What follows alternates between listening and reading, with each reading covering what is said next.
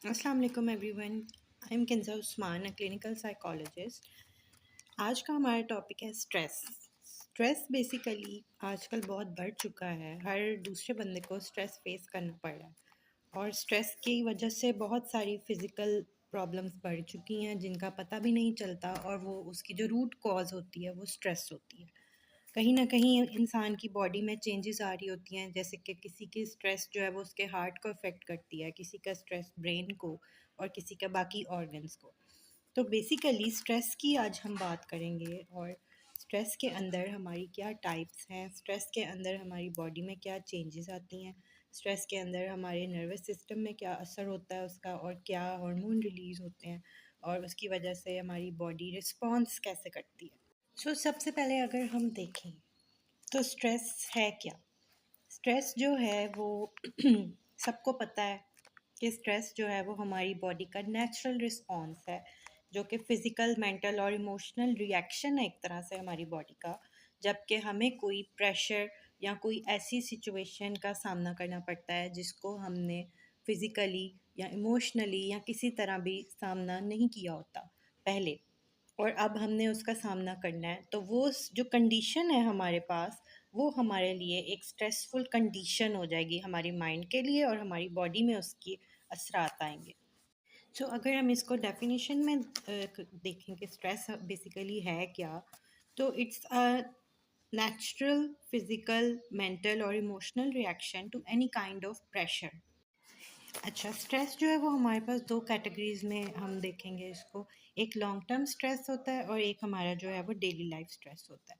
Long term stress की अगर हम एग्ज़ाम्पल लें, तो हमारे पास जैसे हमारे पेरेंट्स हैं, वो उनकी एज ऐसी हो चुकी है कि वो 50s 60s में जा चुके हैं। तो उनके लिए जो स्ट्रेस है वो, उन्होंने डेली लाइफ में स्ट्रेस को फ़ेस किया है, फ़िज़िकली भी फ़ेस किया है और इमोशनली भी फ़ेस किया है, सोशली भी फ़ेस किया है, और हमारी अपब्रिंगिंग में उन्होंने बहुत ज़्यादा स्ट्रेस जो है उसको हर अपनी लाइफ के सिचुएशन में फेस किया है। तो ये उनके लिए, आज अगर हम उनके पूछें तो उनके लिए बहुत सारे लॉन्ग टर्म स्ट्रेसर्स होंगे, लॉन्ग लॉन्ग टर्म स्ट्रेस होगा उनके लिए। तो अब दूसरा जो टाइप है स्ट्रेस की, वो है डेली लाइफ स्ट्रेस, यानी कि एक बच्चा है, स्टूडेंट है, उसने पेपर देना है या उसने कोई और, उसके फाइनल एग्ज़ाम्स करीब हैं, तो उसके लिए डेली लाइफ स्ट्रेस क्या होगा कि उसने पढ़ना है और फिर ही उसने पेपर में जो है वो रिस्पॉन्स करना है हर क्वेश्चन का। तो अब ये उस बच्चे के लिए डेली लाइफ जो है स्ट्रेस है। ये थी हमारे पास जो है स्ट्रेस की बेसिक इन्फॉर्मेशन। अब अगर हम स्ट्रेस में बॉडीली प्रोसीजर की बात करें, तो हमारे पास जो है स्ट्रेस, अगर हमने किसी स्ट्रेस को एक्सपीरियंस किया है, उसके बाद हमारी बॉडी में क्या हुआ, सबसे पहले हमारी बॉडी ने एक हार्मोन रिलीज़ किया जिसको कहते हैं एड्रेनलिन। ये हमारी स्ट्रेसफुल कंडीशन में रिलीज़ होता है हमारे माइंड से, और हमारी बॉडी में एकदम इसका रश आता है। अब होता क्या है कि इससे जो है हमारी बॉडी में कुछ चीज़ें जो हैं वो ट्रिगर हो जाती हैं। अब ट्रिगर क्या होता है, हमारा स्ट्रेस का सबसे बड़ा जो होता है सेकंड स्टेप होता है, वो होता है कि फ़ाइट एंड फ्लाइट मोड हमारी बॉडी का एक्टिवेट हो जाता है। यानी कि इधर हमने इस स्ट्रेस से फ़ाइट करनी है, इसको सॉल्व करना है, या फिर इससे फ़्लाइट लेके चले जाना है। तो ये जो है हमारी बॉडी का सिस्टम एक्टिवेट हो जाता है किसी भी स्ट्रेस से। पेपर की हमें टाइम टेबल मिल गया, पेपर की जो है हमारी डेट आ गई स्टूडेंट्स की, तो उन्होंने अब सबसे पहले जो है उनकी जो बॉडीली चेंज आएगी उस टाइम टेबल को देख के, उस एग्ज़ाम शीट को देख के, तो वो होगी उनकी कि फ़ाइट और फ्लाइट मोड उनका सबसे पहले ऑन होगा। फिर वो देखेंगे कि मैंने अब बैठ के पढ़ना है और पेपर देना है और अच्छी पोजीशन लेनी है, या मैंने बैठकर जो है वो अब फ़्लाइट लेनी है और नॉर्मली पढ़ना है और बस पास होना है। तो ये अब उनका प्रोसीजर जो है बॉडी में स्टार्ट होगा। अब इसके बाद हमारी बॉडी में जो चेंजेस आती हैं, फ़िज़िकल चेंजेस आती हैं, फ़ाइट और फ्लाइट मोड के बाद हमारी बॉडी की फ़िज़िकल चेंजेस अगर हम देखें, तो वो उसमें कुछ लोगों का इंक्रीज़ हो जाता है, हार्ट बीट हो जाती है, और कुछ लोगों का ब्लड प्रेशर हाई हो जाता है, कुछ का लो हो जाता है, और इसके अलावा कुछ लोग बहुत ज़्यादा जो कि सॉल्यूशन सोच रहे होते हैं, वो अलर्ट हो जाते हैं, उनके अंदर अलर्टनेस बहुत ज़्यादा एक्टिवेट हो जाती है, और कुछ लोगों को ये भी फेस करना पड़ा है कि उन्हें हॉट या कोल्ड बॉडी फील होती है। तो अब जब ये रिस्पॉन्स जब हमारी बॉडी में चल रहा होता है तो इसी इसी दौरान हमारे माइंड में बैकअप पे क्या हो रहा होता है, बेसिकली एक रिस्पॉन्स जो है वो फाइट एंड फ्लाइट रिस्पॉन्स जो है वो बन रहा होता है। ये एक बैकअप काम हो रहा है हमारे ब्रेन के अंदर कि अब ये स्ट्रेस जो है इससे हमने डील कैसे करना है। अब कुछ लोग जो हैं, इसको भी हम दो कैटेगरीज में डिवाइड करेंगे। कुछ लोग जो हैं उनकी कैटेगरी ये होगी कि उनके स्ट्रेस सॉल्यूशन फोकस्ड होगा, और कुछ लोग जो हैं उनकी बॉडी में या उनकी हैबिट्स में या उनकी लाइफ की वजह से किसी रीज़न से या कोई भी उसकी कोई भी कॉज हो सकती है, या उनकी हैबिट हो सकती है, नेचर हो सकती है उनकी कि उन्होंने स्ट्रेस को सॉल्व नहीं किया होता, या फिर वो उनकी उनको ऐसी ट्रेनिंग नहीं मिली होती कि वो स्ट्रेसफुल सिचुएशन से सॉल्यूशन की तरफ आए। तो दूसरी कैटेगरी जो है हमारे पास वो फियर या पैनिक स्टेट की है, या सैडनेस और डिप्रेशन की तरफ वो चले जाते हैं जो स्ट्रेस से फाइट नहीं कर पाते। तो अगर हम देखें कि जिन्होंने कोपिंग स्ट्रेटजीज़ को फॉलो किया और क्लिनिकल साइकोलॉजिस्ट के साथ डिस्कशन की स्ट्रेस के फेज़ में, उनके अंदर क्या चेंजेस आई इस स्ट्रेसफुल सिचुएशन में, वो ये थी कि उन्होंने उनकी जो मोटिवेशन थी, सबसे पहले जो साइकोलॉजिस्ट था उसने उनकी मोटिवेशन को एक्टिवेट किया। अगर आप सबसे पहले जो साइकोलॉजिस्ट है उसने उनकी बॉडी में बातचीत से उनकी सारे जो स्ट्रेसफुल सिचुएशन थी उसको नोट डाउन करके उनको बताया कि उनकी उन्होंने अब करना क्या है। उन्होंने सबसे पहले तो बेसिकली सबसे पहले उन्होंने होना है रिलैक्स, अपनी जो प्रॉब्लम है उसको नरेट करना है, उनको उस प्रॉब्लम को लिखना है, अपने ट्रिगर्स को लिखना है, अपने सारे जो इश्यूज उस पूरी सिचुएशन में उन्होंने फेस किए आज तक और आगे उनको फियर है उस चीज़ का, उन सारी पॉइंट्स को लिखना है उन्होंने। फिर इस उसके बाद उनके अंदर देखी गई कि उनकी मोटिवेशनल जो थी माइंड की पावर वो बढ़ गई साइकोलॉजिस्ट के साथ डिस्कशन करने के बाद, और जो उनका सोल्यूशन फोकस्ड जो होता है प्रोसीजर वो ज़्यादा एक्टिवेट था, और जो दूसरा ग्रुप था उसमें उनका जो था वो प्रॉब्लम फोकस्ड माइंड जो है वो ज़्यादा एक्टिवेट हो गया।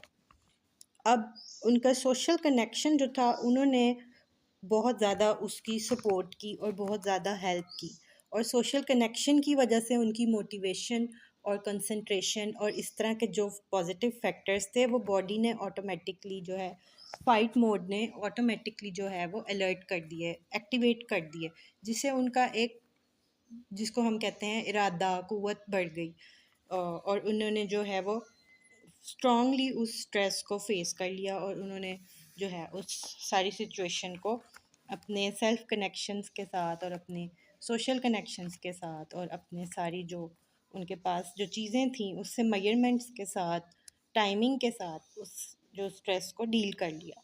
अब आगे हम बात करेंगे कि according to researches, according to articles और अकॉर्डिंग टू द बुक्स जो देखा गया कि दोनों जो तरह के लोग थे, दो ग्रुप्स में अगर हम इन लोगों को डिवाइड करें, जिसमें एक ने जो था वो कोपिंग स्ट्रेटजीज को अपनाया, क्लिनिकल साइकोलॉजिस्ट से बातचीत की, अपने सोशल सपोर्ट को यूज़ किया, उनमें क्या था, उनके अंदर क्या चेंजेस आई, और जो दूसरा ग्रुप था जिसको स्ट्रेसफुल सिचुएशन में समझ नहीं आई कि उसने कैसे रिएक्ट करना है, उसके अंदर बॉडीली चेंजेस जो थी वो क्या आई। तो अब कोपिंग पीपल जो थे जिन्होंने साइकोलॉजिस्ट से बात की सबसे पहले, जिन्होंने अपनी पावर को यूज़ किया, ब्रेन पावर को, ब्रेन कैपेसिटी को, और अपनी लाइफ इंसिडेंट्स को आज तक को रिवाइंड किया सारा, और सारा जो जिनका मैकेनिज़्म जो था वो एक तरह से पॉजिटिव था माइंड का, उनके अंदर क्या चेंजेस आए। उनका सबसे पहले जो था उन्होंने उस प्रॉब्लम को अपने लिए एज अ चैलेंज लिया, उन्होंने अपनी मोटिवेशनल जो पावर थी उसको एक्टिवेट किया।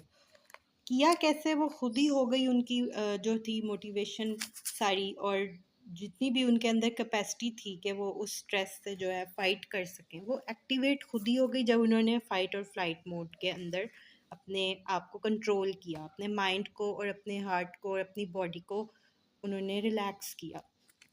उनकी जो थी स्ट्रैटेजी वो सबसे पहले ये थी कि उन्होंने सोल्यूशन फोकस्ड जो है अपना माइंडसेट दिया हुआ था अपनी लाइफ को। अब उसमें उनको हेल्प आउट किस चीज़ ने किया, जो कि था उनका सोशल कनेक्शन कुछ लोगों का, और कुछ लोगों का जो था वो सेल्फ कनेक्शन इतना स्ट्रॉन्ग था, उनकी जो थॉट प्रोसीजर था इतना स्ट्रॉन्ग था कि उनका बहुत अच्छा रिजल्ट निकला।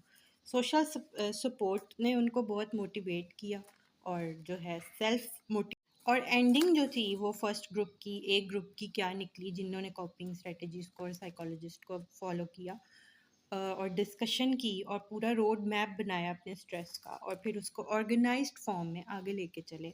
तो उनकी एंडिंग ये थी कि उन्होंने अपने स्ट्रेस से बहुत अच्छी तरह फाइट की, और उन्होंने बहुत अच्छी तरह जो है वो एक रिज़ल्ट निकाला, और वो पॉजिटिव रहे थ्रू आउट द अपनी जो है वो स्ट्रेस जर्नी में। और उन्होंने ऑर्गेनाइज्ड लाइफ अपनी पहले भी फॉलो कर रहे थे, और बाद में भी स्ट्रेसफुल सिचुएशन के बाद भी उनकी जो थी वो एक ऑर्गेनाइज्ड लाइफ थी, और उनको बहुत सोशल सपोर्ट भी मिली, और उनको जो है वो उनकी मोटिवेशन लेवल भी अच्छा रहा। फॉर फ्यूचर भी उनके अंदर कैपेसिटी के चांसेस हाई ही रहेंगे स्ट्रेस के साथ फाइट करने में। अब जो दूसरा ग्रुप था, जो स्ट्रेसफुल सिचुएशन में पैनिक और फियर या सैड या नथिंगनेस की सिचुएशन में चला गया, उनके रिजल्ट्स क्या थे कि वो सबसे पहले मोटिवेशन की जगह उनमें डीमोटिवेशन आ गई थी। वो परेशान हो गए थे सबसे पहले, उनके उनको अवेयरनेस नहीं थी कि उन्होंने जो है वो अगर किसी से डिस्कशन नहीं कर पा रहे वो, तो उन्होंने साइकोलॉजिस्ट को रीच करना है। तो सबसे पहले उनके पास ये अवेयरनेस नहीं थी कि उन्होंने जो है वो रीच किससे करना है, इस सिचुएशन को डिस्कस किससे करना है। एक बच्चे को, फॉर एग्जांपल एक बच्चा है, एक पेरेंट्स एक पेरेंट्स का है बेबी, वो अपनी हर बात अपने पेरेंट्स के साथ डिस्कस करता है, तो उसके पास सोल्यूशन ऑटोमेटिकली बहुत आसानी से उसको समझ आते जाएंगे, क्योंकि वो पेरेंट्स बेसिकली बचपन में उसकी लाइफ में उसके माइंड को इतना स्ट्रॉन्ग कर रहे हैं कि वो जो है साइकोलॉजिस्ट का रोल अदा कर रहे हैं उसके माइंड में। तो वो उसको सॉल्यूशन की तरफ लेके जाएंगे, साथ बहुत सारी डिस्कशन हो जाएगी उस बच्चे की, तो वो एक स्ट्रॉन्ग माइंडेड। अब जो थे दूसरे, उनके अंदर डीमोटिवेशन बहुत ज़्यादा नज़र आई, और उनके अंदर प्रॉब्लम फोकस्ड जो स्टेट थी वो स्टक हो गए उसी स्टेट में जिसमें वो प्रॉब्लम पे फोकस कर रहे थे, बल्कि कोई मैप नहीं बना पा रहे थे वो। इस सब से हुआ क्या, उनके अंदर जो थी आइसोलेशन आ गई। आइसोलेशन जो है वो माइंड और बॉडी के लिए बिल्कुल भी अच्छी नहीं है। साइकोलॉजी की टर्म है आइसोलेशन, जो है वो आपकी सारी बॉडी को हार्म करती है। और आइसोलेशन बेसिकली, आइसोलेशन अगर आपकी माइंड की है तो वो आपके अंदर ज़्यादा पेनफुल ट्रिगर्स करेगी, वो आपको ज़्यादा प्रॉब्लम देगी थ्रू आउट द लाइफ। मगर अगर आपके पास रिसोर्सेज की आइसोलेशन है तो उससे कहीं ना कहीं आप जो है वो फाइट कर सकते हैं, अगर आपके पास मेंटल आइसोलेशन नहीं। सो अपनी मेंटल आइसोलेशन की स्टेट पर ज़रूर फोकस करें कि आइसोलेशन की जो है स्टेट क्या है। और सेल्फ लॉस्ट में भी चले गए जो दूसरा ग्रुप था वो। और इसके अलावा जो है वो डिस्ट्रक्शन उनकी लाइफ में बहुत ज़्यादा स्टार्ट हो गई। जितनी देर वो सिचुएशन से निकले नहीं, उनका जो डिस्ट्रक्शन थी वो उनकी लाइफ में देखी गई। जैसे कि अगर रूम है तो वो ऑर्गेनाइज नहीं थे, बल्कि वो उनका रूम मैसी और इस तरह का रिजल्ट्स दे रहा था। और ये दोनों ग्रुप्स जो थे बेसिकली, अगर हम अपनी लाइफ में भी देखें तो यही हमने देखा है कि जिसकी स्ट्रेसफुल सिचुएशन में कोपिंग स्ट्रेटजी स्ट्रॉन्ग है, उसका रिज़ल्ट ये है कि वो अपनी स्ट्रेस से बहुत अच्छे से डील कर लेता है। और जिसका जो स्ट्रेसफुल सिचुएशन में कोपिंग स्ट्रेटजीज वीक हैं, उसको साइकोलॉजिस्ट के साथ फ़ौरन जो है वो रब्ता करना चाहिए, और उसके अलावा जो है वो अपनी स्ट्रेटजीज़ को बनाना चाहिए। सो ये थी हमारे पास टोटल स्ट्रेस और स्ट्रेस की सारी detailed information. Thank you very much. So ये थी हमारे पास जो है वो स्ट्रेस की इंफॉर्मेशन आज के लिए। अब अगर कोई बंदा अगर कोई स्ट्रेस को फेस कर रहा है तो बेसिकली उसने करना क्या है, उसने क्लिनिकल साइकोलॉजिस्ट के साथ अपने आप को कनेक्ट करना है सबसे पहले, और फिर उसके साथ अपने सारी सिचुएशन को डिस्कस करना है।